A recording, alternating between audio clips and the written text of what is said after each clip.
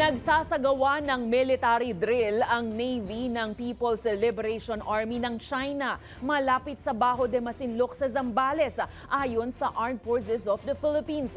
Namataan ang warships at fighter aircraft ng China sa loob ng Exclusive Economic Zone ng Pilipinas. Ang balitang A to Z ni Kim Salinas. Kinumpirma ng Pilipinas ang kamakailang pagsasanay militar ng China malapit sa Bajo de Masinloc o Scarborough Shoal habang patuloy na ipinapakita ng Beijing ang puwersang militar nito sa West Philippine Sea. Sinabi ni Philippine Navy spokesperson para sa West Philippine Sea, Rear Admiral Roy Vincent Trinidad, na namonitor ang mga pagsasanay mula July 31 hanggang August 1. The AFP was able to monitor last 31 July and 01 August the conduct of drills by the PLA Navy consisting of 5 warships, 1 replenishment ship, 2 hovercrafts, 2 helicopters, and an unidentified number of fighter aircraft. Na-monitor din ng AFP ang 48 na sasakyang pandagat ng China na umaaligid sa West Philippine Sea noong Hulyo. 19,000 different ships, foreign and domestic, passing through our maritime domain.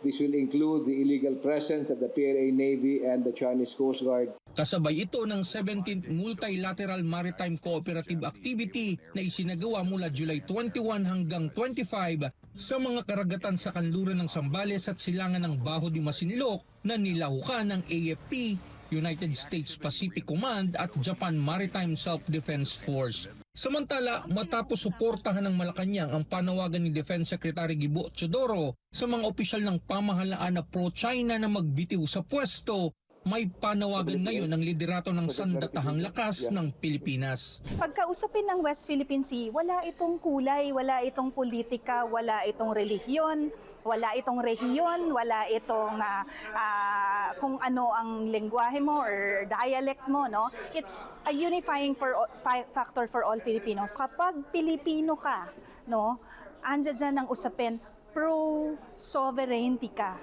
pro-sovereign rights ka, and we uphold international law.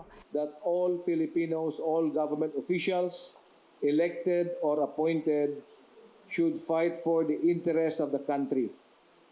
Not only domestically but even in the maritime domain covering the West Philippine Sea.